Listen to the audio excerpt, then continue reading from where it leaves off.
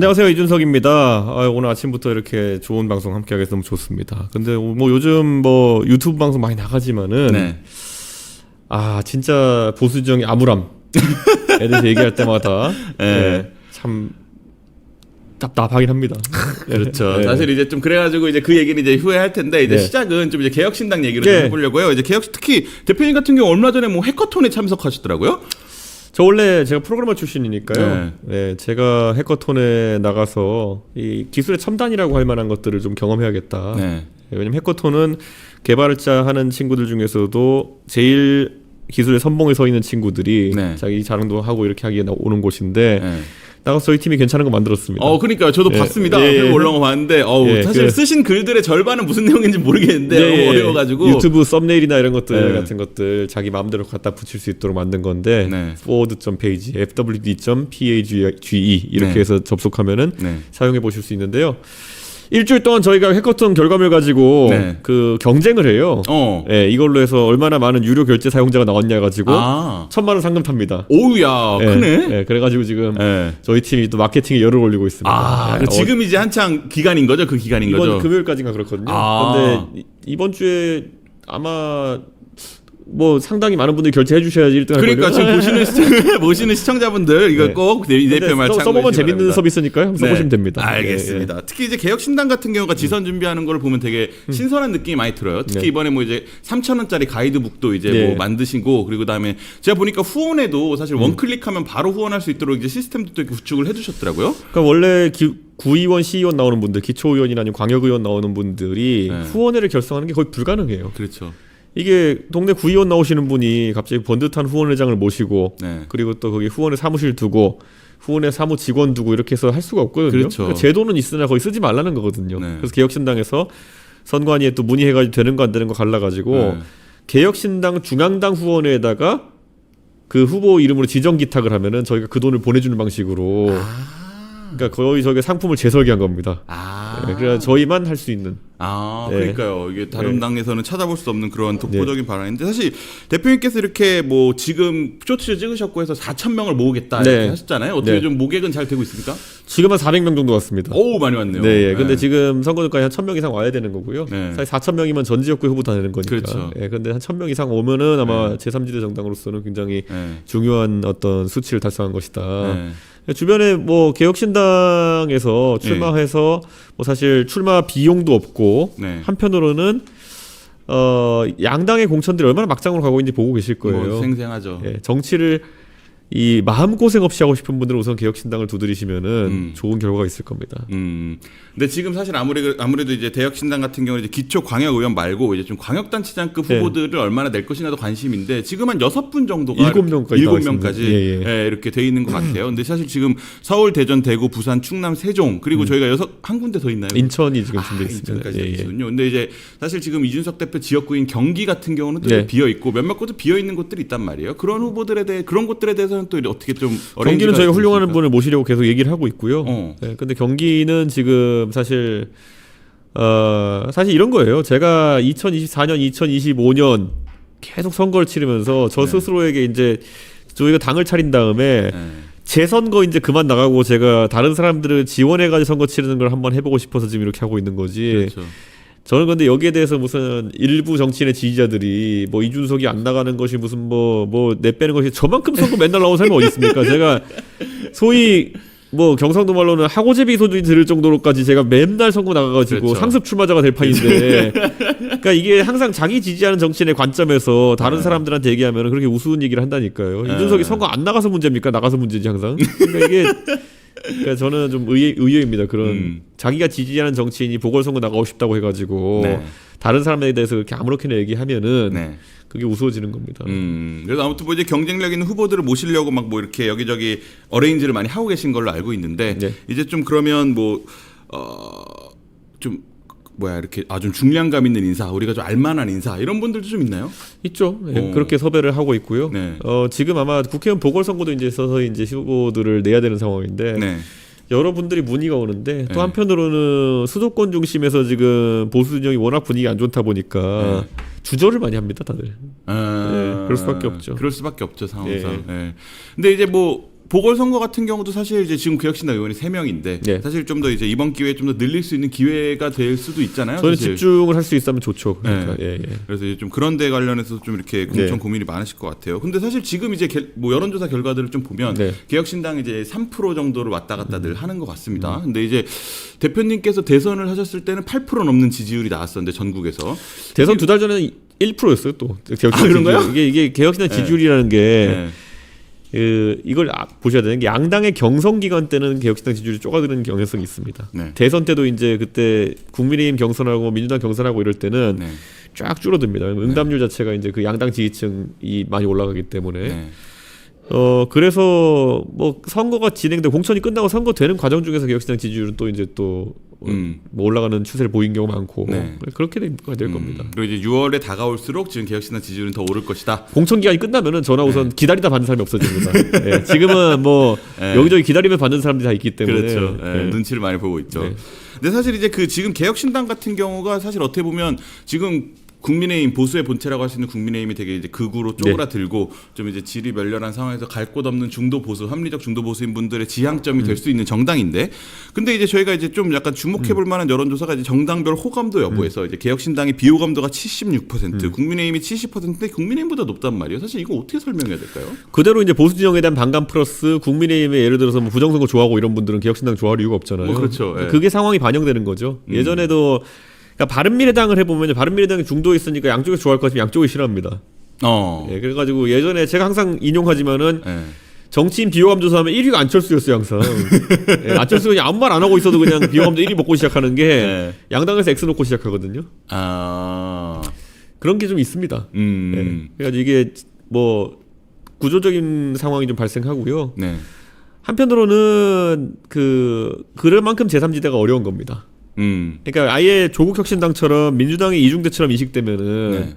그게 오히려 민주당에서도 호감 보이는 사람이 있고 그런데 저희는 우선 윤석열 측과는 상극이었거든요. 그렇죠. 예, 그런 걸 이제 안고 가는 것 자체가 쉽지는 않습니다. 그래서 이런 거를 좀 사실 비호감도를 좀 좁혀내는 모습들이 사실 지선과 함께 병행이 되고 제가 국민의힘 가면 또 바로 그건 또 반대로 갑니다. 그러니까 그게 아무 의미가 없는 거예요. 지금 아, 그래요? 네. 지금 안철수 의원이 국민의힘 가면은 네. 그 국민의힘에서 비토층이 사라지기 때문에 그런 식으로 개량할 수가 있는 게 아닙니다. 이거는 보면은 예. 제가 한 10년째 안철수 의원이 1등했어요. 제3지대 그럼 이제 대표님이 만약에 이제 국민의힘으로 가신다면 또 국민의힘에서 반대하는 세력들은 또 없어질 테니까 그럼 또 이제 확 달라질 수 있다. 안 가니까 그런 거지. 네. 그런 식의 뭐 조사는 의미가 없습니다. 알겠습니다. 사실 지선 얘기를 좀 해보면 뭐 이제 사실 2022년 때 12대 5라는 이제 네. 대승을 이룬 진두지휘를 한 주역 아니십니까, 네. 이 대표가. 근데 사실 그로부터 4년이 지난 지금 이제 지선 판세 얘기 나오는 건 16개 중에서 경북 빼고 심지어 대구까지도 오늘 영남일보 여론조사를 보면 김부겸 후보가 모든 후보를 다 이기는 걸로 나왔더라고요. 네. 그래서 이제 사실 지금 16개 중에 경북 빼고 15개 전패가 예상된다, 국민의힘에. 이런 예상이 지배적인데 어떠세요? 좀 바라보는 심정이. 뭐 제가 봤을 때는 꼴 좋다 같은 거긴 한데요. 네. 예, 그게 단순히 비웃는다는 의미가 아니라요. 네. 저는 2021년과 2022년에 제가 김종인 이준석 체제가 아마 10년, 20년 뒤에도 보수 진영의 뼈아픈 기억으로 남을 겁니다. 왜냐면 그때 결국에는 여러 가지 전략적인 전술적인 면을 통해 가지고 보수 진영이 50%를 넘어서는 지지세를 구축해 놓은 상황이었는데 윤석열과 그 일당의 무리들의 욕심 때문에 다 바라본 거거든요. 단적인 예를 보세요. 제가 그때 2022년에 대선 끝나고 지선하기 전에 뭐 이제 전장현 문제 같은 것들. 네. 전장현이 얼마나 그 투쟁 방식이 잘못되었고 이것이 4호선 타는 서울 시민들의 볼모를 잡는 형태냐 그랬는데 네. 그때 오히려 보수 쪽에서 이준석이 몰아내려고 그거 공격하고 들어왔어요. 그때 막 김예지 의원 가가지고 뭐 무릎 꿇고, 그렇죠. 예, 당 대표가 여기에 대해서 문제 제기를 하는데 오히려 김예지 의원이 가가지고 무릎 꿇어가지고 뭐 잘못했다는 듯이 얘기하고, 그 다음에도 뭐 윤핵관 쪽에서 공격하고, 뭐 장애인 혐오니 그게 어떻게 장애인 혐오입니까? 그렇죠. 지금 와서 그런데 그게 한 4년 지난 다음에 전장현에 대해서 평가를 보면요, 이준석이 한 말이 맞았던 거죠. 여론이 어떻게 갔습니까? 전장현이 자기 주장을 저런 식으로 주장하는 거는 옳지 않다. 그러니까 매번 맞는 지점을 들고 가도 거기에 대해서 그냥 정치적인 목적으로 자기들이 득점할 만한 포인트를 다 깎아 날려먹은 겁니다. 한번 보세요. 지금 어제 그제 뭐 나왔습니까? 그 박홍근 그 청문회? 형문에서도 보면은 그렇고 이재명 대통령도 그렇고 노인 무임승차 건드리겠다고 하잖아요. 아, 예, 그렇죠. 예. 예, 출퇴근 시간대. 그거 누가 한 겁니까? 이준석이 먼저 건드린 겁니다. 근데 이준석이 건드렸을 때 보수 진영에서 먼저 개혁신당 때리려고 저거는 노인 비하다. 그리고 뭐 노인 혐오다. 이런 거 나왔잖아요. 네. 정작 이재명 대통령과 민주당이 이제 그 지점이 뭔지 알기 때문에 공략하러 들어가는 겁니다. 근데 민주당에서 지금 이재명 때리나요? 그것 때문에? 안 때리죠. 그러니까 저는 보수 진영의 구조적인 이런 멍청한 플러스 시기심 때문에 네. 2021년, 2022년에 완전 그 지형을 만들어 놓은 거를 다 무너뜨렸어요. 예, 지금 와가지고 이제 그럼 지금 와가지고 그걸 다시 구축한다? 그게 양치기 소년 되는 겁니다. 그러니까 저는 그 2021년, 2022년에 그 아젠다 셋을 완전히 날려버린 것. 네. 그 다음에 보세요. 윤석열이라는 사람 얼마나 멍청하냐면요. 네. 의대 증원 같은 경우에는 민주당이 진짜 한 20년 동안 하고 싶어가지고 매번 말 꺼내던 거였는데 그 민주당 걸 갖고 자기 진영에 수류탄 집어넣는 바보도 있습니다. 그러니까 네. 저는 근데 이런 사람들의 아젠다 설정 능력을 가지고 네. 지금 상황에서 하라고 하는 건 저는 가능성 없다 봅니다. 어제도 보니까 그 이재명 대통령이 노인 문자 건드리니까 네. 뭐 김문수 전 지사부터 해서 나와가지고 뭐 이거 뭐 바로 욕하더라고요. 젊은 사람들 이 보면 기가 차죠. 예. 그렇죠. 언제까지 저러고 있을 거냐. 그래서 저는 굉장히 그러니까 이런 아젠다 설정도 할 줄 모르고 하는 상황 속에서 네. 누가 저한테 그런 얘기 오늘 그냥 주저주저 이런 얘기 해보면은 네. 아, 편하게 하십시오. 어제 제가 어떤 분이랑 이렇게 그 저를 아끼고 또 보수진을 아끼는 분이랑 식사를 했는데요. 네. 이 대표 근데 국민의힘이랑 진짜 뭐 해볼 생각 없어 그래가 제가 딱 얘기하는 게 뭐냐면요. 2021년 이쯤에 다 해봤습니다. 예. 그 박근혜 이후로 저만 이겨봤는데 그러고 나서도 저를 쫓아내려고 그렇게 애쓰던 인간을 보면서 네. 제가 만약에 또 한 번 그런 역할을 하거나 기회를 갖는다 하더라도 네. 내가 왜라는 게 첫 번째고요. 예. 대통령 하시려면 하셔야지. 아니요 그런다고 대통령 하는 거 아니더라고요.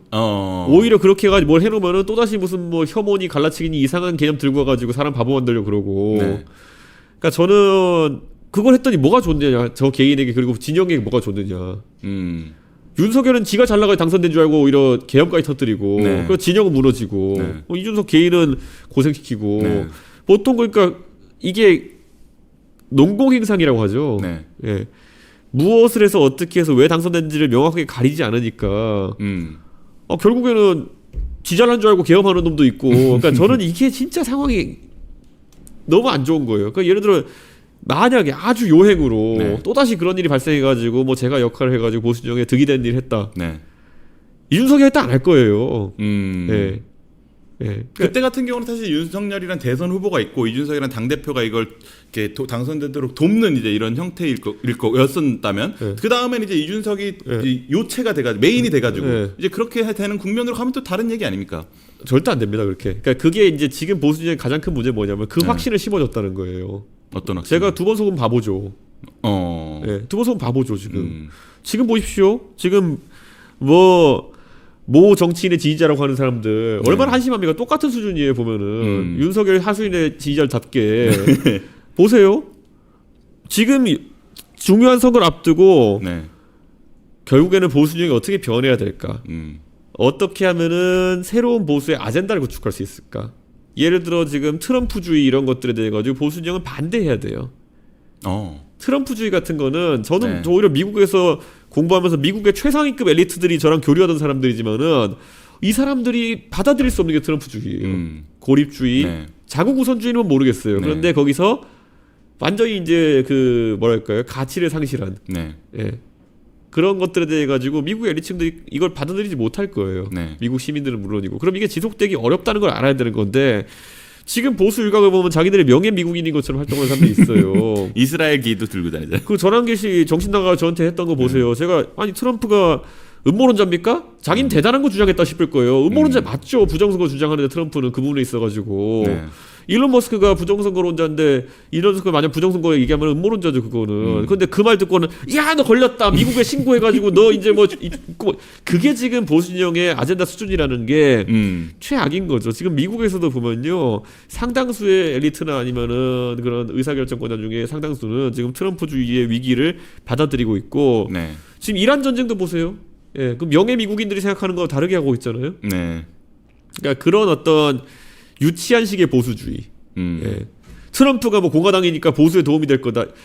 그러니까 이런 식으로 했을 때 대한민국에 지금 보면은 그 이란 전쟁 때문에 유가가 올라서 힘들어하고 그리고 뭐 관세 때문에 괜히 이제 뭐 한미 FTA도 사라지고 이렇게 이런 걸 보면서 합리적으로 지금 이제 트럼프주의에 대해서 반감 또는 이제 좀 불안감을 갖고 있는 대한민국 국민들이 보면은 야, 저 보수 저거는 진짜 뭐 CIA에서 돈 먹고 저러냐 이런 생각이 들 거예요. 어떻게 이런 국익을 앞둔 사안에 있어가지고 저렇게 상식적이지 않은 얘기를 하느냐. 네. 예, 저는 굉장히 이런 게 거론이 돼야 되는데 지금 지방선거 앞두고 보면 제가 한심한 게 뭐냐면은 네. 맨날 무슨 뭐 어디 뭐 누구랑 연대하느냐 마느냐. 제일 많이 물어볼 것 같아요. 대한민국에 지금 국민 중에서 이준석과 오세훈과 모 인사가 연대하는 거에 관심 있는 사람 누가 있겠습니까? 네. 오직 모 인사 측 지지자들만 네. 그거 하면은 뭐 기회가 생겨 싶어가지고 지금 난리를 치고 있는 거잖아요. 네. 모 인사라고 하는 건 사실 한동훈 전 대표를 말씀하시는 것 같은데 이제 네. 뭐 사실 뭐 지금 이제 그 국민의힘의 이런 지방선거 판에서는 사실 뭐 이제 국민의힘이 있고 뭐 이준석, 한동훈 요 이제 플레이어들의 사실 행보가 어떻게 뭐 보수 진영의 뭐 성패에 영향을 끼치지 않을까 이런 부분이 되게 관심 많은 건 사실이잖아요. 저는요 그 모 인사에 대해서 제가 이래라 저래라 할 것도 아니고요. 네. 모 인사에 대해서 제가 만약 언론에서 물어보면 제가 이렇게 얘기해요. 나라면 이렇게 하겠다. 예. 저라면 그렇게 하겠다. 저번에 나오셔서도 이제 출마하는 것도 가이드도 주시고 했었던 기억이 납니다. 저라면 서울시장 나가겠다. 네. 예? 저라면은 제가 뭐 보궐선거에 예를 들어 개항에 먼저 나가겠다. 그런 말씀하셨어요. 그때 뭐 제가 그 했던 게요. 저는 사실 맞는 말이었죠. 지금 개항 나갔으면 개항을 한 5바퀴 돌았겠죠. 사진을 10만 장은 찍었을 거고요. 예. 네, 그래서 지금 사실 이제 국민의힘에서 가장 이제 공천 앞두고 잡음이 많은 데가 대구잖아요. 사실은 네. 대구 같은 경우는 국민의힘 뭐 주호영, 이진숙을 컷오프하는 이제 되게 초유의 결정을 하면서 뭐 이제 엄청 혼란에 빠지고 있는데 그러면서 막 뭐 주호영이 무소속으로 출마하면 뭐 한동훈이 그 자리에 뭐 보궐로 출마하는 뭐 연대설도 막 이렇게 나오고 뭐 어쩌고 저쩌고 하는데 어떻게 전망하세요? 제가 그 말 듣고 이제 모 언론인이 저한테 대표님 어떻게 보세요 그래가지고 그냥 날 것으로 제가 설명하자면 편하게 말씀해 주세요. 내가 아는 주 대표라면은 듣자마다 개빡칠 것 같다. 예.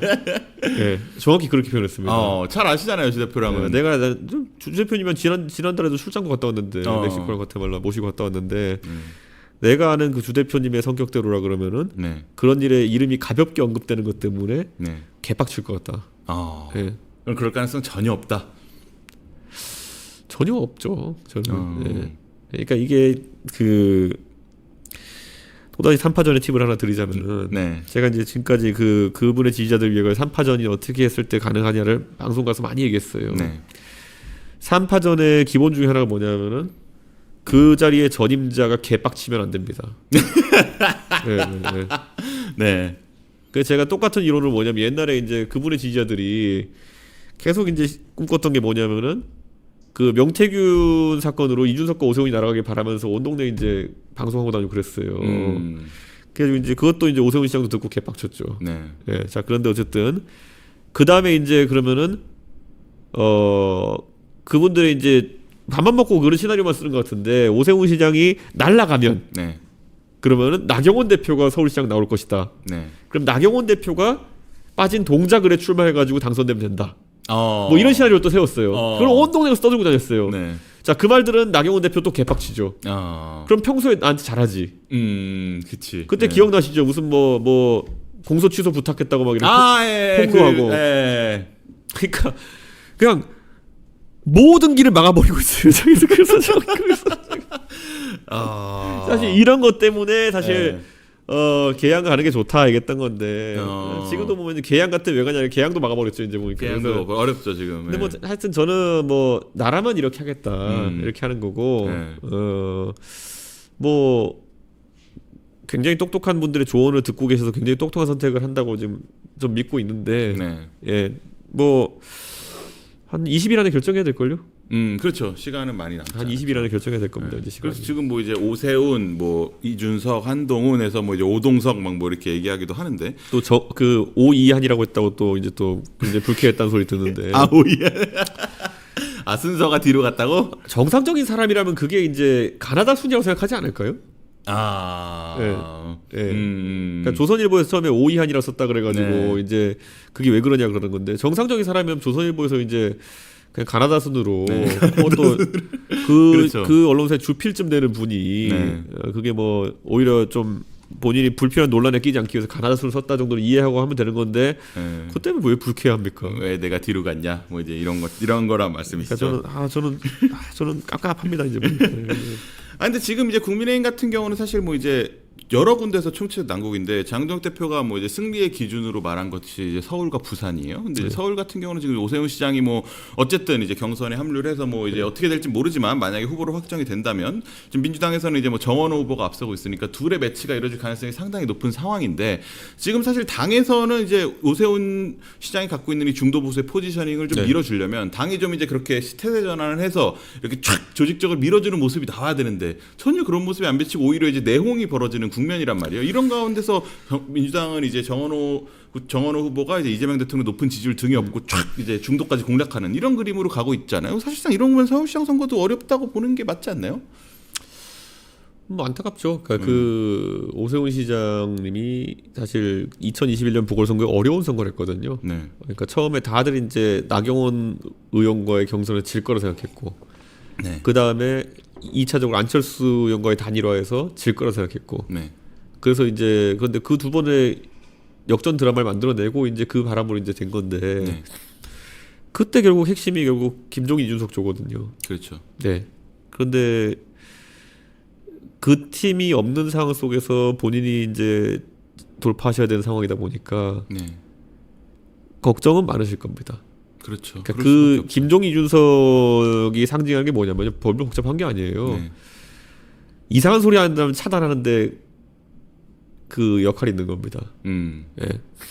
김종인 장관을 이제 놓고 하면요, 이분이 뭐 천재적인 계략 네. 뭐 이런 거를 하실 때도 있지만 요즘은 그렇지 않고요. 그냥 그냥 한마디로 상황을 정리한 능력이 뛰어나신 겁니다. 예, 누가 보면 이상한 소리 하지 마. 말하는 소리 소리 하지 마. 당신은 안 돼. 네. 이런 걸 하실 수 있는 분이거든요. 예.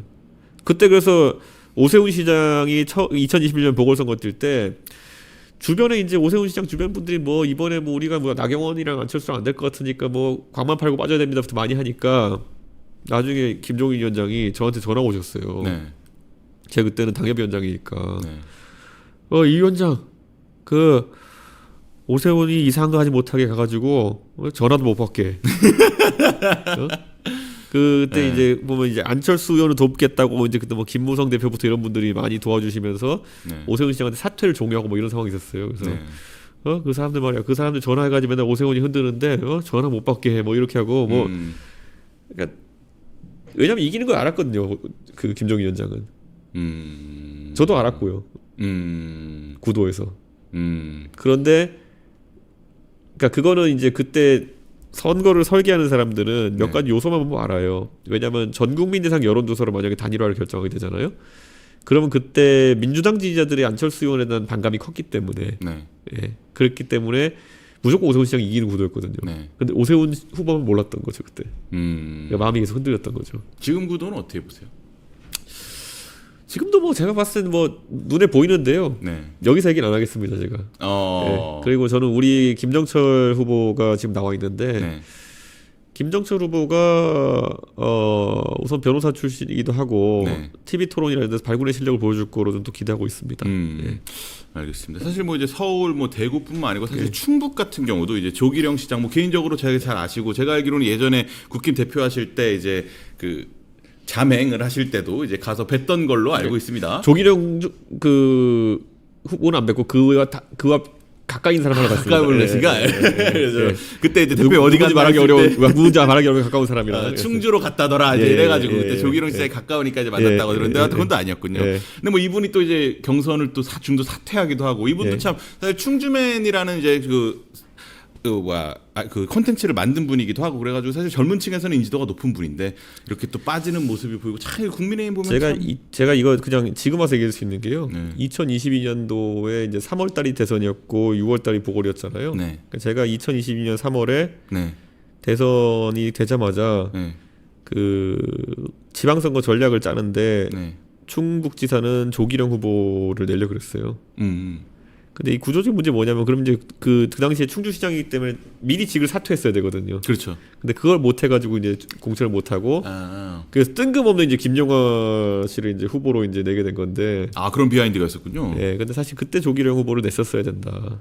그게 이제 생각이었고, 근데 구조적으로 약간 이게 뭐가 있었냐면 그때는 윤석열 대통령이 정진석 공관위원장을 이제 사실상 저는 영향을 줬다 보는데 윤석열 대통령이 굉장히 그 경찰 출신 인사들에 대해 가지고 반감이 셌다고 알고 있어요. 그러니까 이게 검사라서 그런 건지 모르겠지만은 뭐 그런 게 있어가지고 그래서 이제 그 당내에서 조기령 후보를 싫어하는 사람 좀 있었다. 이건 저는 무조건 내려고 했더니 충주맨도 그렇고 젊은 세대의 의견을 잘 받아주고 이런 이미지 좋죠. 그런 것만으로 해도 리더십에 상당히 충청북도 같은데 그런 게 좀 필요하다 이런 생각했었는데 그때 좀 안타깝죠. 그게 그래서 사실 이제 이번 지방선거 같은 경우는 뭐 국민의힘 같은 경우는 사실 뭐 오세훈 시장도 요구하긴 했는데 혁신선대위를 꾸려야 된다. 그래서 이제 뭐 사실상 이제 장동혁 대표가 좀 빠지고 뭐 이렇게 중도 보수의 합리적인 인사들을 전면에 내세워가지고 좀 중도 표심 공략하는 모습을 가야 된다 이런 주장들이 많이 나오고 있는데 장동혁 대표는 사실 그럴 생각은 뭐 별로 없어 보이고 뭐 하는데 어떻게 국민의힘이 뭐 이제 지금의 위기를 딛고 결국 6월에 이제 뭐 혁신선대위를 꾸려가지고 가고 뭐 이런 그림이 가능할 거라고 보세요? 다들 칼로 물베기 하는 게 혁신적인 인사를 세워야 된다는 원론적 맞죠. 혁신적인 인사가 어디 있어요 지금 보수 진영에. 예, 절반은 부정선거 한다고 저러고 앉아 있고 뭐. 예. 부정선거 하는 거 얘기하는 거 자체 참 창의적인 발상이긴 하죠. 온 세상이 매수됐고 조이대도 매수됐다 뭐 이런 건데, 그러니까 그게 창의적인 거가 별개로, 약간 이상한 방향 창의적인 거거든요. 예. 그러니까 저는 오늘 보니까 오늘 전환기 씨는 또 이제 돈벌이 하려고 또 이준석 하버드 학력 위조서를 또 시작하던데. 나왔나요 또? 또 나왔습니다. 그래가지고 무슨 뭐 안 나오면 섭하지 요즘. 뭐 하버드에서 컴퓨터랑 경제학을 같이 전공할 수 없다 뭐 이런 얘기 하는데요. 뭐. 그냥 헛소리 그 자체인 게요. 2007년도에 제가 졸업할 때 그걸로 졸업한 사람 엄청 많고요. 너무 그렇게 졸업하는 게 인기가 많아져가지고 2010년부터 그렇게는 못하게 금지한 건 맞는데요. 저 다닐 땐 다 탈 수 있었다고 다 나와 있어요. 근데 그거 이미 다 끝난 거 아닌가요? 그럼 다 아직도 근데 그 그러니까 얘기가 나와요? 이 사람들이 뭐 하냐면요. 방송에서 막 맨날 뭐 의심 간다 이러셔가지고 고소하면 빠져나갈 수 있게 그런 식으로 장난치면서 돈벌이 하는 거거든요. 그러니까 근데 또 저희 고소할 겁니다.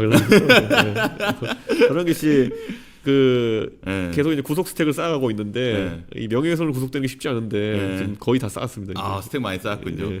그리고 대표님 나오니까 잠깐만 이거 읽어드리는 건데 하나님께서 또 2만 원 후원해 주셨고요. 김선사인님께서 1,000원, 경숙님께서 5만 원. 여기가 아니라 저희 해커톤에다가 그 사서해야 된다니까. 김시현샤이님께서 또 5,000원 해주시고 또 FP님께서 3만 원. 이렇게 또 대표님 나오시니까 슈퍼챗이 엄청 뜨겁네요. 근데 이제 지금 이제 아무래도 뭐 그리고 또 이제 제가 좀 개인적으로 좀 이제 궁금했던 건데 이제 장 대표 같은 경우는 뭐 이제 뭐 대표님 국민의힘 대표 하실 때도 사실 그때 이제 0.5선으로 들어온 이제 국회의원이었고 사실 뭐 이제 그때 당시에는 이제 기자들도 사실 되게 좋아하는 배지였어요. 사실 뭐 이렇게 되게 뭔가 이렇게 소신 있고 합리적이고 이제 이런 모습들에 사실 기자들 사이에서는 내가 이 국회 출입처를 떠나더라도 저 사람이랑은 좀 인연을 이어가고 싶다. 이제 이런 정도 인기 있는 양반이었단 말이에요. 근데 지금 사실 이제 되게 어떻게 보면 흑화했다고 볼 수 있는데 왜 이렇게 흑화한 거라고 보세요? 이준석이 당대표 할 때는 그 유튜버들이 안 왔겠냐고요. 유튜버들이 맨날 저한테서 저 원래 알고 지내는 사람도 있으니까 준석아 우리랑 잘해보자 그래가지고 잘하기 싫은데요 제가 그랬어요. 누구들 맨날 방송하면서 허위사실 유포하고 이렇게 하는데 어떻게 잘할 수 있겠니 뭐 이게 제 스탠스였거든요. 그러니까 이게 그들에게 포섭되면은 되게 이상한 걸 자꾸 받아줘야 돼요. 아까 말한 부정선거부터 시작해가지고 장 대표도 지금 거기에 이제 부채가 있는 겁니다. 그런 유튜버나 이런 사람들한테. 그러니까 저는 제가 노원구 상계동에서 왜 처음에 정치를 시작했냐라고 물어보는 분도 있는데요. 정말 빚지기 싫어서 그랬습니다. 빚지기 싫어서? 예를 들어 제가 그때 노원구에서 초등학교를 다녔고 중학교를 목동에서 다녔고 뭐 그랬기 때문에 그리고 뭐 그 당시 살고 있는 건 용산이었고 그럼 사실 목동이나 용산에 공천을 달라고 했으면은 뭐 받을 수도 있었을 테고 그럼 좀 쉽게 국회의원 되고 할 수 있었겠죠. 그런데 그렇게 꽃길로 시작하고 싶지가 않았어요. 왜냐면 그렇게 되면 누군가의 빚을 지는 거니까. 그 당시에 공천권자에게 너는 용산이나 뭐 양천 공천 받아가 쉽게 시작했다는 소리 들을까봐 그냥 제일 어려운 데 가서 한번 길을 닦아보겠습니다 이랬던 건데 저 당대표 할 때도 마찬가지였어요. 저는 내가 누굴 도우면 도왔지 내가 빚지고 살고 싶진 않다. 그리고 내가 메시지를 무슨 뭐 내가 그 자체로 평가받아야지. 네. 어디 거래 관계 비슷하게 해가지고 유튜버들이 뭐 속된 말로 빨아주고 이런 거 하고 싶지 않다. 그래서 확실히 소신이 있었군요. 소신보다 그게 얼마나 나중에 큰 비용 청구서로 오는지 잘 알고 있었기 때문에. 공짜가 아니다. 예, 예.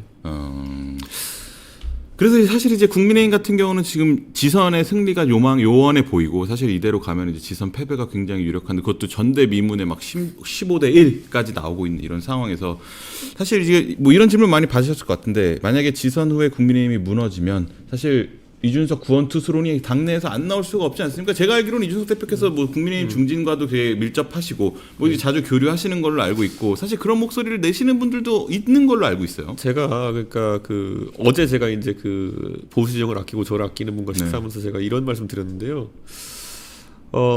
사실 개혁신당을 차리고 국회의원 되고 나서도 그 생각을 안 해본 건 아니죠.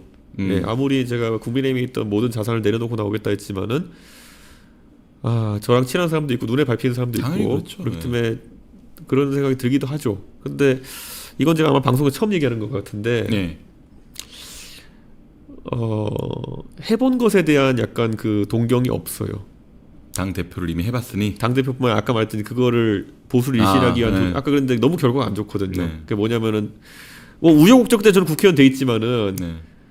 완전히 저는 인신공격도 많이 당하고 거기서 특히 그것도 터무니없는 거로 당하고 네. 거기다 그것 때문에 지잘난 맛에 윤석열은 계엄하고 뭐 이런 거 보면서 야 이거 너무 다시 하고 싶지 않은 경험이다라는 생각이 들고요. 두 번째 뭐냐면은 그 당에 만약에 뭐 난 정계 개편 일어나든 뭐 해가지고 헤게모니 잡는다 한들 네. 내가 그러면은 뭘 할 수 있지라는 생각이 드는 게요. 우리가 친이 친박이 싸우던 시절로 돌아가 보면요. 네. 친이랑 친박은 대단한 싸움을 한 거예요. 서로가 서로를 다 학살해도 국회의원을 할 감이 된다고 생각하는 사람이 100명 이상씩 그 팀에 하나씩 있었던 거예요. 그러니까 물갈이가 가능하죠. 네. 근데 예를 들어 보세요. 예를 들어 지난 2024년 총선에서 그러면은 갑자기 한동훈 비대위원장 세워가지고 이제 한다고 했을 때 네. 한동훈 비대위원장이 자기가 봤을 때 새로운 사람이라는 사람 몇 명 넣었을까요? 그냥 비례 몇 명 이제 넣었겠죠. 네. 예, 그리고 이제 몇 군데 당선 확실 지역 뭐 대구 이런 데다가 이제 뭐 우재준 의원 뭐 이런 사람들 뭐 이렇게 넣었겠죠. 네. 근데 그게 사실 판에 바꾸진 못하거든요. 근데 그거는 제가 이렇게 말씀드릴게 제가 대표할 때도 그랬어요. 네. 제가 대선 이후에 지방선거라는 게 있었지만은 네. 제가 그때까지는 제가 2021년까지 제가 당대표가 될 거란 생각을 안 하고 사람을 모으기보다는 그냥 제 살기 바빴기 때문에 네. 세력을 이루지 못했기 때문에 네. 제가 지방선거에 그러면 내가 이 사람 넣어야겠다라고 할 만한 사람이 챙겨줄 사람이 없었어요. 자 그러면 지금 만약에 보수 지역에 누가 당대표가 된다 한들 네. 아니면 헤게모니 잡는다 한들 네. 새로운 사람을 예를 들어 100명씩 국민들에게 소개할 수 있을까? 예를 들어 보수 진영에 지금 수도권 선거가 작살났는데 네. 수도권에서 먹힐 만한 사람 100명 정도를 국민들에게 소개할 수 있는 사람이 있을까? 저는 그건 이준석도 못하고요. 한동훈도 못하고 장동혁도 못해요 지금. 거기에 모든 문제의 근본이 있는 거예요. 결국엔 그러니까 지금 계속 유튜버들이 이상한 사람 끌어대고 지금도 뭐 국민의힘 뭐 청년 오디션 하는데 가보면은 뭐 부정선거 믿는 애들 와가지고 있고 이렇잖아요. 그 구조적인 문제를 풀지 못하면은 이준석 개인이 어떻게 되느냐 아니면은 뭐 한동훈 개인이 어떻게 되느냐 아니면은 장동혁 개인이 어떻게 되느냐 오세훈 개인이 어떻게 되느냐 아무 의미가 없는 거예요.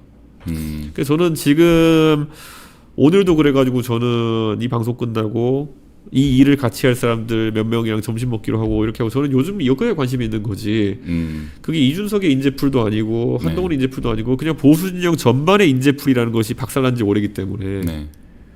저는 이런 것들에 좀 근본적인 문제, 구조적인 문제에 관심이 있는데 여기서 저는 이런 거 계속 고민하면서 야 오늘 뭘 할까 내일 할까 이렇게 고민하고 있는데 어디서 제가 솔직히 멍청하기까지 해요. 보면은 뭐 누구 연대설 퍼뜨리고 이렇게 해가지고 이게 뭐 정치인 양 그 연대하면 어쩔 건데요. 음. 예.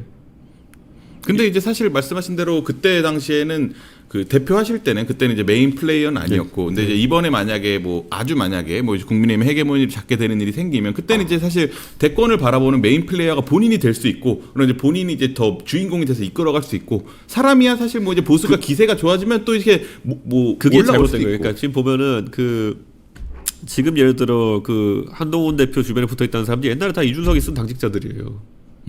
예. 제가 당장 썼던 사람들이 이제 나중에 한동훈 대표 취해 가면 또 왜냐면 비주류계이기 때문이에요. 보면. 그 사람들이 옛날에 다 유승민계였고요. 예. 그러니까 그렇게 그냥 그 풀이 한 10년째 돌고 있는 거예요. 네. 예. 소위 말하면 옛날에 안철수 대표 국민의당 할 때 안철수 당의 기세가 좋았기 때문에 네.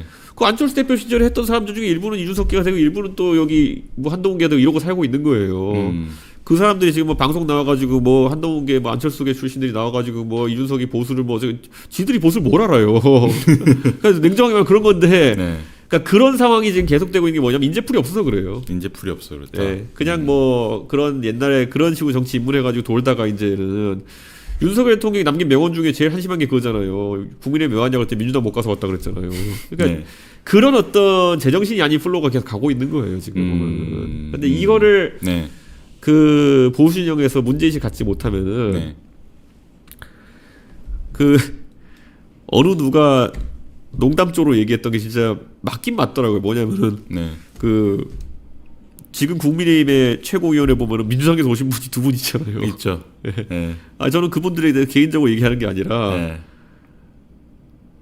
그분들이 와가지고 뭐 평생 민주당 하다가 이제 한 1년 정도만 반짝 1년도 아니 몇 달만 흔들면은 이제 최고위원 되는 당인 거 아니에요. 아. 그게 인재풀의 깊이인 거죠. 아. 더 황당한 거 보세요. 그렇게 와서 그 전에 흔들던 게 이현주 의원이에요. 예. 또 가잖아요. 민주당 가잖아요. 네. 예. 자 그럼 그렇게 그러면 자 문재인 정부 시절에 보수 때려졌던 검사들이 누굽니까? 그 두 사람 아닙니까? 네. 한 사람은 민주당 못 가서 국민의힘 왔다 그러더니만 와서 계엄 때리고 네. 수류탄이 아니라 그냥 와요 여기다 다이너마이트 터뜨리고 갔잖아요. 그냥. 예. 그러니까 이런 식의 저는 인재풀 운영이 계속되면은 무너질 수밖에 없다. 그러니까 저는 굉장히 안타깝죠. 뭔가 이렇게 근원적인 말씀인 것 같아요. 그래서 좀 이제 보수에 대한 인재풀을 이번에 보세요. 이번에 그 공천 때문에 싸우는 것도 얼마나 웃겨요 보면은 제가 솔직히 조영 대표님이 그러니까 그 이정현 그 공관위원장이 얘기하니까 두 분이 전라도 얘기를 했죠. 네. 그 전라도 못된 버릇 뭐 이런 얘기했죠. 주호영 대표님은 전라도 출신이 대구 공천을 어떻게 하냐. 네. 이건 뭐 그렇게까지 문제될 바는 아니라 생각해요 저는. 네. 근데 김종환 의원은 전라도 출신이 못된 버릇 네. 고쳐주겠다 이러고 앉아 있잖아요. 네. 이게 얼마나 역설적이냐면 민주당 출신이에요. 민주당 출신이 민주당에 있었으면 내가 전라도에 못된 버릇 고쳐주겠다는 말을 어떻게 해요. 근데 여기 와가지고 이거 할 소리 못할 소리가 없는 거예요. 그러니까 저는 그 보수진영이 속된 말로 진짜 완전 망해버린 게, 네. 예. 그 제가 무슨 뭐 보수가 뭐 성골이어야만 보수 정치할 수 있다 이런 게 아니라 여긴 가가지고 조금만 그냥 흔들면은 뭐 되는 동네가 돼버린 거죠. 예. 그렇죠. 네. 사실 뭐 이제 그건 뭐 이제 뭐 맞는 진단인 것 같고, 근데 이제 사실 그 보수 진영이 사실 지금 이제 아까 뭐 말씀드린 것처럼 뭐 국민의힘이 이제 극우로 가게 포지셔닝을 하면서 중도 보수가 비어 있는 상황에 대해서 사실 여기 뭐 이준석, 뭐 한동훈 그리고 이재명 대통령의 민주당까지 사실 이렇게 다 이렇게 싸우고 들은 경국인데, 사실 어떻게 보면 이제 보수 진영이라고 할 수 있는 이준석, 한동훈 둘 같은 경우는 사실 어떻게 보면 정치적 지향점 같은 경우는 뭐 중도 보수, 합리적 중도 보수로 유사해 보인단 말이에요. 그래서 전혀 다른 것 같습니다. 아 그런가요? 왜냐면 국민의힘의 극우와의 갈 곳을 마음을 잃은 이제 합리적 중도 보수인 상황들이 이제 좀 마음을 둘 곳을 찾고 싶은데 이 둘이 또 이제 사이가 이렇게 안 좋은 것 같고 뭐 이런 거에 대해서 좀 이제 안타까움을 얘기하시는 분인데, 엄청나게 개혁신당 공격이 됐잖아요. 옛날에 네. 한동훈 전 대표가 뭐 개혁신당은 민주당 계열 정당이다. 네. 그러고 뭐 보조금 뭐 사기 비슷하게 뭐 얘기하고 네. 뭐 그냥 공격을 처음부터 했으니까. 네. 저는 근데 뭐 그게 그 사람 수준이 저는 별로 그렇게 뭐 그것 때문에 뭐라고 싶진 않은데. 네. 그러면은 뭐가 그렇게 보수냐? 네. 예. 저는 뭐 그거 별로 중도 보수인 것 같지도 않거든요. 예. 저는 그렇게 뭐 어떤 정책적인 면에서 그런 걸 보여주는 건지도 잘 모르겠고. 본인이 내세운 실적도 맨날 론스타 이런 거 하는 거는 이거는 검찰주의자로서 얘기죠, 그거는. 중도 이런 합리적 보수가 아니라 자기가 법률가로서의 실적을 자랑하려고 하는 거잖아요. 그러니까 저는 이 윤석열이라는 사람이 대한민국에 끼친 영향이 큰 게요. 저는 민주당식 검찰 개혁에 전혀 동의하진 않습니다. 네. 그러니까 그런데 검찰이 당연히 준사법기관으로서 네. 공정한 수사를 하고 이렇게 해야 되는 건 맞는 거고 그들이 그 일에 전념하길 바랍니다. 근데 검사가 또 한 가지 옛날에 이제 사시 통과한 네. 엘리트로서의 의미로 자기들이 정치에 진입할 때 네. 여러 가지 문제가 발생해요. 네. 저는 제가 윤석열 대통령을 처음 만나서 놀랐던 게 뭐냐면은 그때 부정선거 믿고 있던 것도 참 이 사람 정신 나갔구나 이런 생각하고 근데 무슨 황교안 총리도 부정선거 믿고 있잖아요. 네. 이게 뭐냐면은 그 교조주의적인 남이 유죄인지 무죄인지 가르는 사람들이 내 얄팍한 지식에서 벗어나면은 뇌가 망가져 버리는 거예요. 예. 그거거든요. 윤석열 보세요. 내가 진리가 없어. 네. 내가 진리가 없어. 그런데 내가 졌어? 그러면 부정선거. 황교안 대표. 내가 진리가 없어. 내가 부정선거. 똑같거든요, 구조가. 네. 저는 이 사람들이 보이는 그 이상하고 돌출된 행동이라는 거는 굉장히 구조적인 생각이 들어요. 내가 유일선이고 내가 무조건 옳다라는 생각을 갖고 있었던 사람인데 아니라 그러면 그래? 너를 끝까지 때려가지고 내가 맞다는 걸 증명해 보겠어. 이게 이제 그거인 것 같거든요. 네. 저는 그래서 정말 민주주의와 호환 안 되는 게 검찰주의일 것이다. 예. 뭐 예를 들어 홍준표 원희룡처럼 네. 검사를 한다면 20년 정도 뭐 정치하면서 물 빼면 모르겠어요. 근데 내가 옳고 나는 무결하면 안 된다. 나는 무결해야 된다. 무결이라는 게 진짜 무결이라기보다는 형식적으로 나는 무혐의여야 된다. 뭐 이런 거 있잖아요. 네네. 그러다 보니까 도대체 지난 몇 년 동안 누가 당원 게시판에 글을 썼느냐 안 썼느냐 이거 갖고 지금 형식적 무혐의를 막기 위해서 노력하고 있는 거잖아요. 예. 약간 그런 것처럼 그 이태원 살인 사건처럼 네. 사람이 죽었는데 누가 죽였는지 모른다는 거잖아요. 네. 예. 댓글로 누가 욕을 했는데 그것이 누구인지 모른다 뭐 이런 거잖아요. 네. 예. 이게 저는 그래서 저는 뭐라고 해야 될까요? 그냥 좋다 싫다 이전에 같이 하고 싶지 않아요. 그냥 그거는. 한동훈 전 대표와는 같이 하고 싶지 않다. 그거 저 윤석열의 그걸 보면서 너무나도 그걸 많이 했기 때문에. 근데 또 윤이랑은 또 대척점을 세우고 있잖아요. 또 지금 한동훈 전 대표 같은 경우는 안 세우고 어쩌겠어요. 예, 그거는 불가항력에 의한 거지. 네. 뭐 사실 윤석열한테 받아볼 거 다 받아먹는다는데 지금 이제 저는 윤석열 받은 게 하나도 없어요. 제가 당대표 제 전당대회로 되고 네. 그 대선 끝나고 오히려 지가 도움받는 저를 쫓아낸 거지. 네. 그러니까 저는 떳떳하게 얘기하잖아요. 윤석열 나쁜 사람이라고. 네. 준 것도 없이 해만 끼쳤는데. 네. 근데 한동훈 대표는 다 받아먹고 이제 그렇게 하려니까 그게 이제 복잡할 텐데. 글쎄요, 저는 뭐 윤석열의 어떤 것들을 부정하려 그러면 자기의 많은 것들도 부정해야 될 텐데. 네. 그건 뭐 어떻게 할지 제가 알 바 아니고요. 네. 저한테는 다르게 안 보입니다. 본질적으로 같아 보입니다. 그냥 검사라서가 아니라 똑같아야 하는 게 김건희 여사 그때 논문 표절이니 뭐 학력이니 뭐 나왔을 때 윤석열 대통령한테 제가 그랬어요. 아니 이거 그냥 적당히 좀 뭐 학위 반납하고 옛날에 이재명 대통령도 가천대학교 석사학위인가요? 네. 그거 반납하고 그랬어요. 네. 예, 뭐 반납했는데 아니 별일 없더라. 이재명 대통령이 오히려 좀 웃긴 소리를 했죠. 뭐 제가 뭐 가천대 뭐 변변치 않은 학교 뭐 정확히 표현하면 그런 학교 석사학위 왜 필요합니까 이런 식으로 해서 오히려 학교를 갑자기 비하해 버려가지고 그게 문제가 됐지. 그렇게 하고 나서 표절에 대한 얘기는 안 나와요.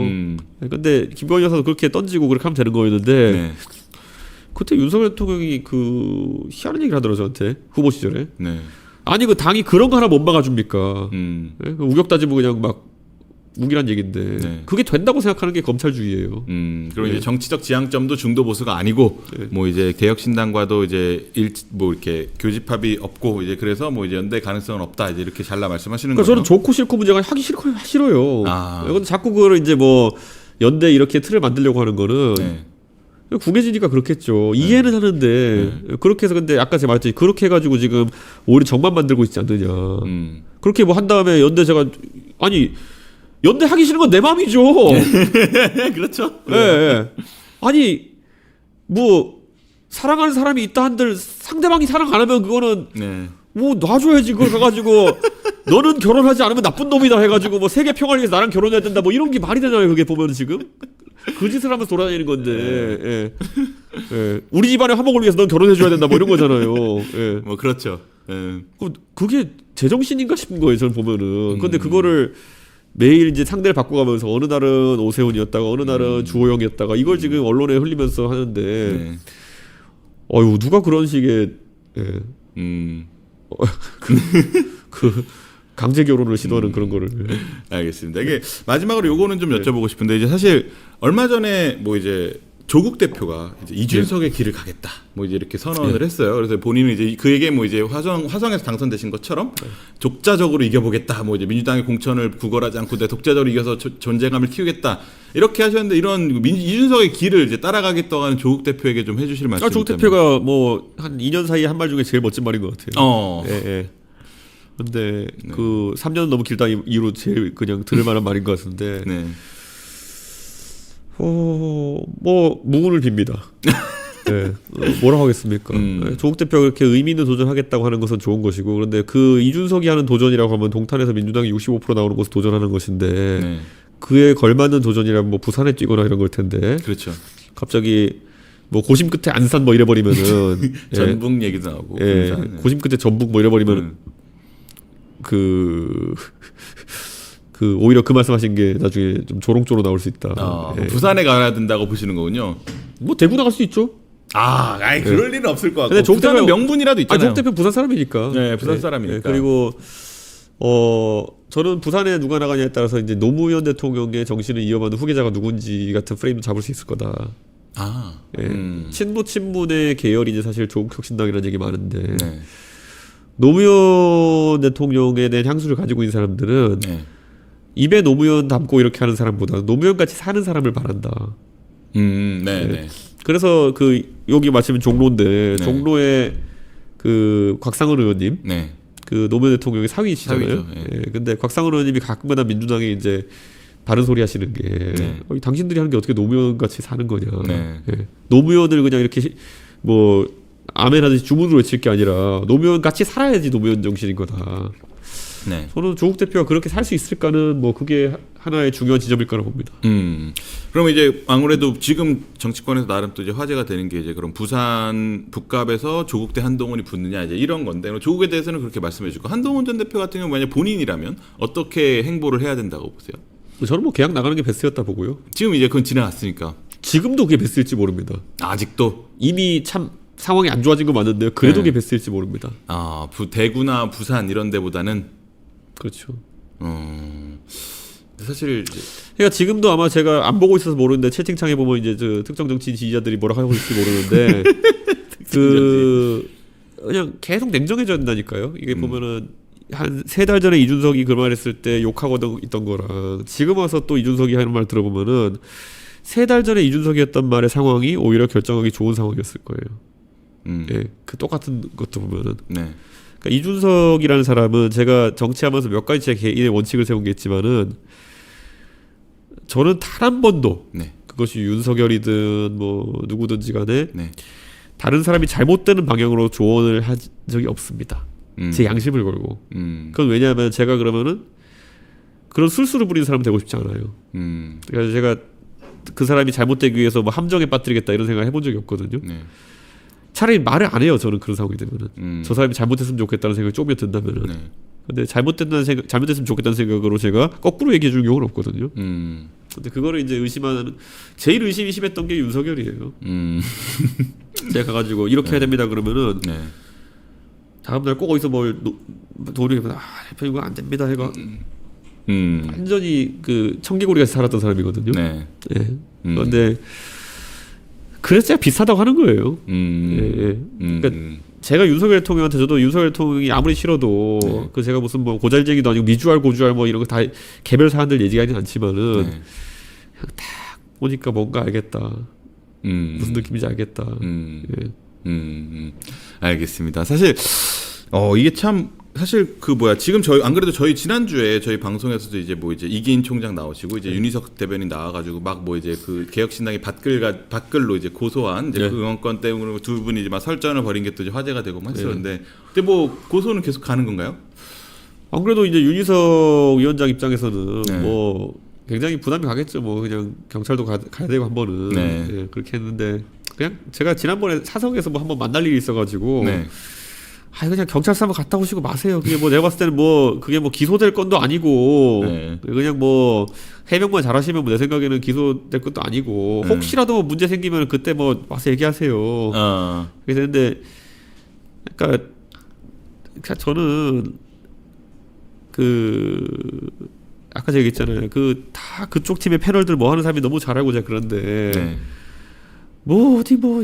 옛날 안철수 따라다니는 사람들 이런 사람들이 와가지고 보수 진영에 자기가 뭐라도 되는 양 이렇게 하고 제가 꼰대의식으로 이렇게 얘기하자는 건 아니지만은 보통 그렇게 본인의 오히려 진영 내에서의 지위나 이런 것들에 자신감이 없는 사람들이 자꾸 그렇게 자가 면역 반응을 보여요.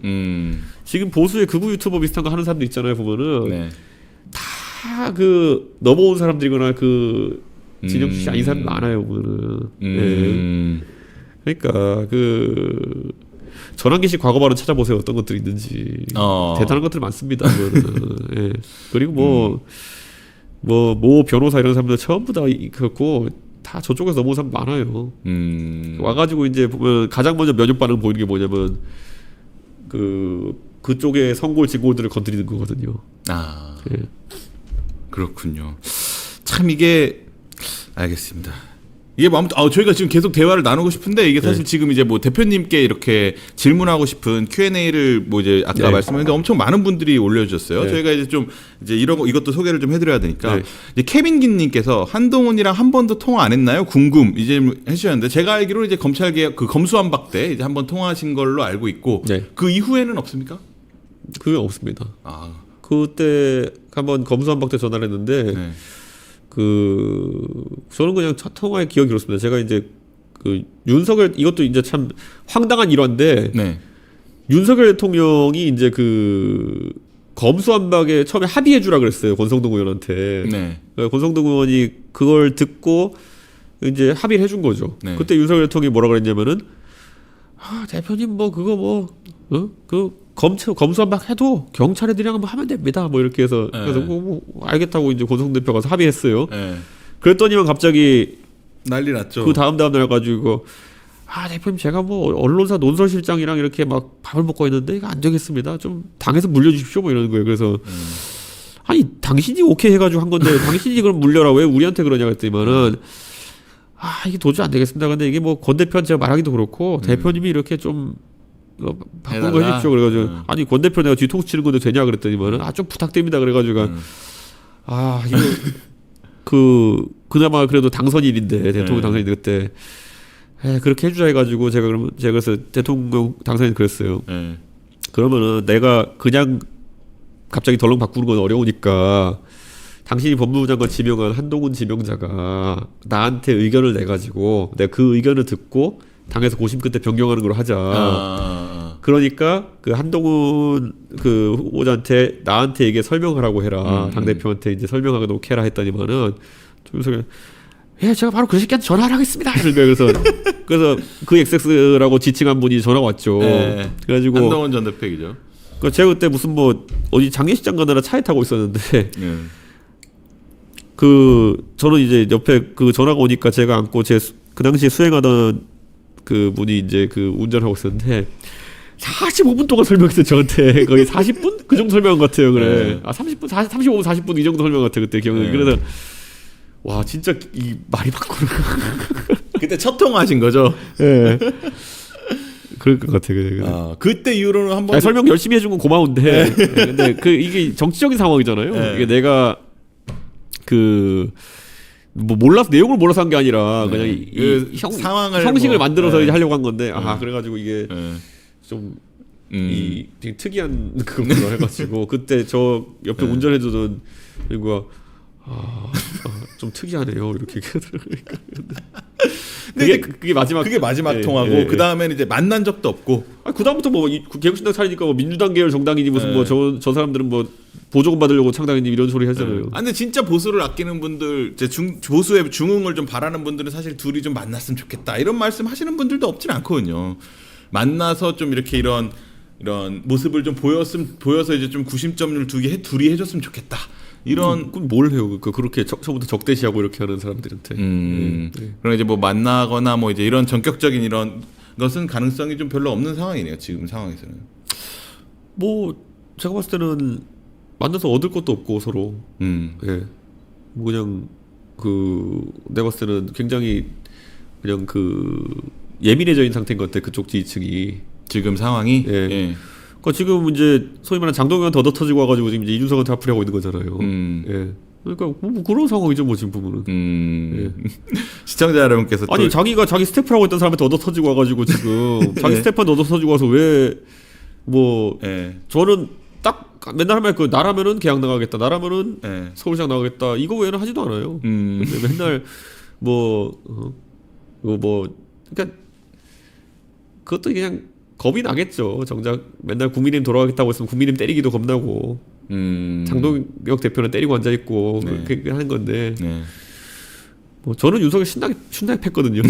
예. 뭐 맨날 방송 나가지고 그 당시에 윤석열 정부 대통령 있던 시절인데 저런 자가 뭐 어떻게 뭐 그냥 막 갖다 저번에 받은 게 하나도 없거든요.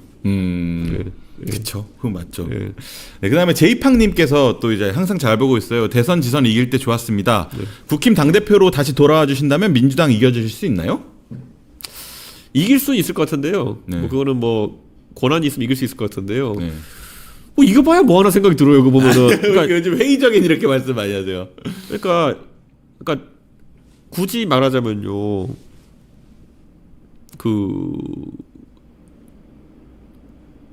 제 스스로가 뭐 이순신 장군 이런 걸 비교하자는 건 아니고 절대 아니고. 근데 역사로 돌아가면 이순신 장군이 임진왜란 끝나고 나가지고 선조가 그렇게 견제하고 해가지고 자기 막 미칠 것 같았으면은 나중에 그냥 은퇴하고 싶지 않았을까요? 그 분야에서는. 가서 내가 뭐 농사나 짓지 아니면 저 같으면 노이로직을 했을 것 같아요. 예. 근데 이 대표는 또 이제 대통령의 꿈이 있으신 분이잖아요. 그럼 그러려면 이제 가야 되는 길. 그러니까 근데 보세요. 보면은 그 가는 길이 있어가지고 그게 그렇게 도움이 된다라는 생각을. 그러니까 더 깊게 들어서 어제 제가 이렇게 얘기했어요. 어제 저를 아끼시는 분이 얘기하면서 제가 탄핵 이전까지 계엄 이전까지는 한 번도 그런 생각해 본 적 없는데 작년부터 이런 고민을 한다. 예를 들어 이준석이 정말 아주 이기적으로 생각해 본다면은 언젠가 보수 진영의 재건을 해가지고 거기에 내 헌신을 해가지고 성과가 날 수도 있고 안 날 수도 있고 나가지고 그걸 바탕으로 해서 더 큰 정치를 하고 이렇게 하는 걸 생각해 볼 수 있다. 그거가 맞다고 생각했던 적도 있었죠. 그렇죠. 근데 요즘은 어떤 느낌이냐면요. 그것보다 한 5배는 그냥 쉬울 것 같은데 그냥 차라리 내가 동탄 재선을 위해서 열심히 뛰어가지고 동탄 재선되면 아마 다음 총선 때쯤에 만약 저도 재선되냐 마냐도 저한테는 굉장히 어려운 과제지만은 저것보다는 5배 쉬울 것 같아요. 말 안 듣는 코끼리를 끌고 가가지고 이렇게 하는 것보다는 그렇게 했을 때 제가 동탄 재선됐을 때 왠지 막 경기도 수도권에서 막 나만 당선되고 막 이럴 것 같은 분위기인 거예요. 막 혹시라도 괜찮게 생기면. 그럼 그게 더 쉬운 거 아니야? 약간 그런 생각. 그러면 이제 다 망하고 그러면은 이제 뭐 유일 대안처럼 그런 시나리오를 참 이기적으로 생각한다면은 그렇게 볼 수 있죠. 그러니까 근데 저는 살면서 한 번도 이런 고민을 해본 적이 없어요. 근데 제가 완전 말 안 듣는 코끼리를 다 끌고 다니면서 이렇게 해보니까 야 이거 허리도 나가고 내가 왜 이 짓을 계속 하고 있냐. 코끼리들은 선거만 끝나면 또 지들 마음대로 날뛰고 이러는데 내가 왜 이 짓을 하지? 그러니까 제가 이기적인 거 이전에 그건 저는 그냥 합리적으로 생각했을 때 이제 그 짓을 안 해야 되는 거 아닌가 생각을 하게 되는 거죠. 제가 개혁신당을 하면서 이제 개혁신당이 저희가 구호가 이제 오늘보다 나은 내일이거든요. 개혁신당이 오늘보다 내일이 조금 더 낫고 내일보다 모레가 조금 더 낫고 이렇게 조금씩 발전하는 낙으로 사는 게 낫지.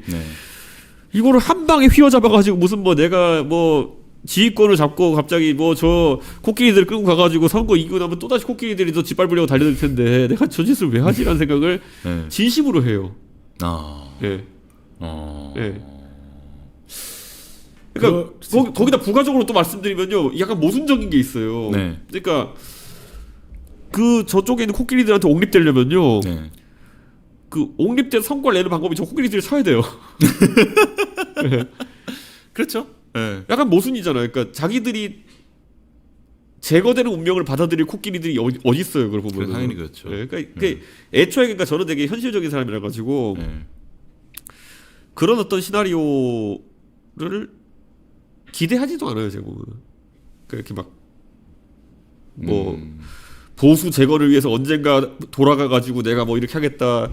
그런 기대를 하시는 분들이 분명 있죠. 네, 제가 그런 걸 근데 제가 그거를 기대를 안 해요. 제가 이제 보면은 본인이 안 하신다. 안 한다는 게 뭐냐면 그런 일이 생기겠어? 안 해.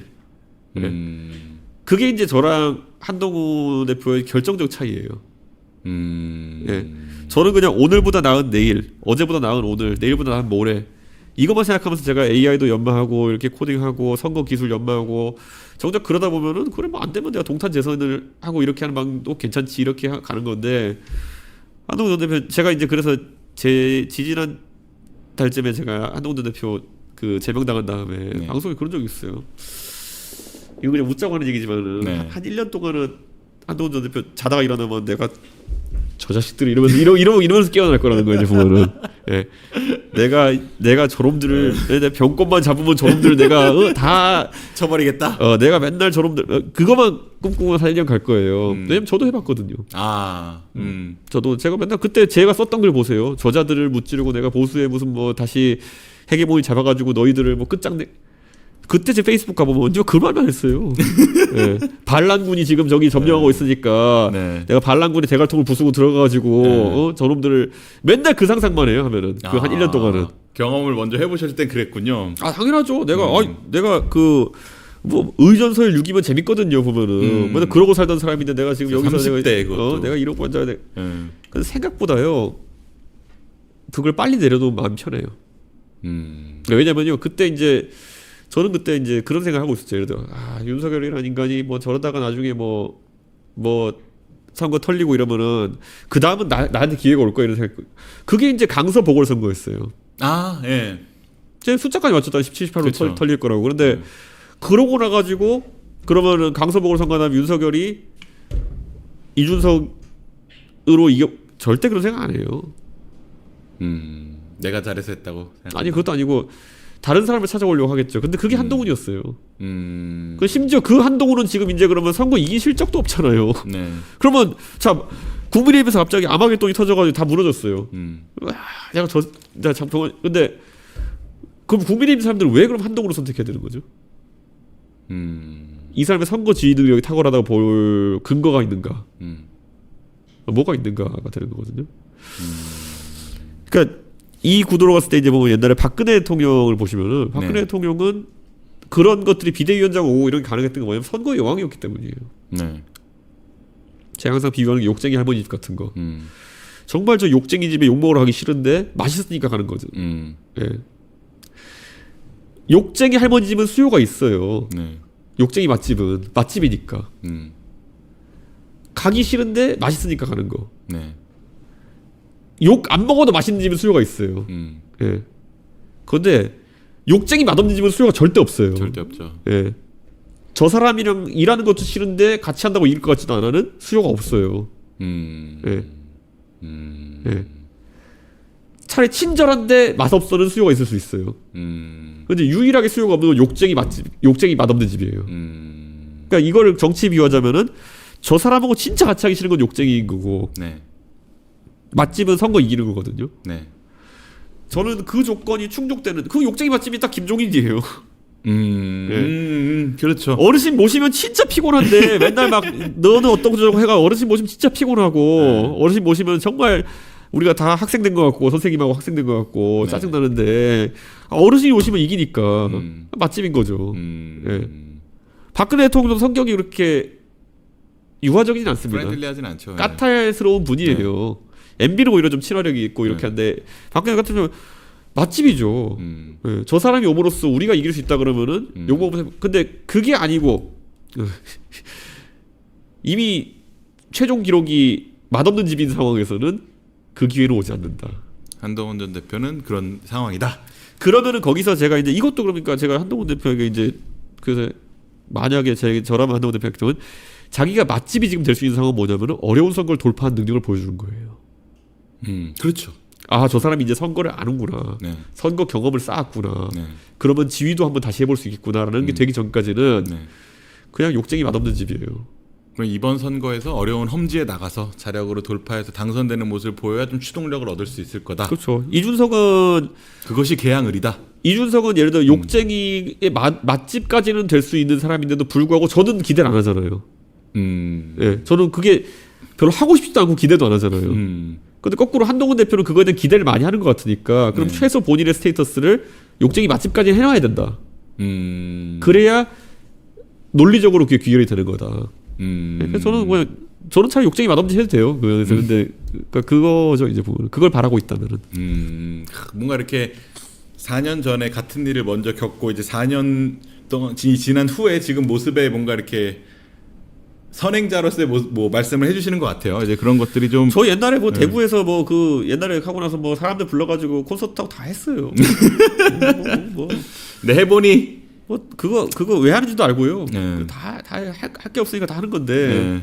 그거 하다 보면 이제 내가 언제까지 이태해야 되나 생각도 들고요. 어느 순간에는. 예.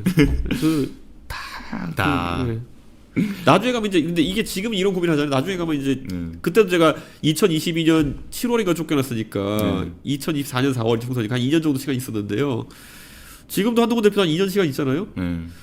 지금 해야 될 유일한 고민은 내가 총선 앞두고 창당할 거냐 말 거냐 지금 창당할 거냐 약간 이거밖에 없어요. 어떻게 해야 된다고? 어떻게 하실 거예요? 그건 본인의 판단이죠. 그러니까 저는 그때도 그래서 제가 제 의지가 약해지지 않기 위해 가지고 2023년 12월 27일까지 기다리고 아니면 무조건 한다라고 제 스스로 마음을 생각하고 그 총선 100일 전이거든요.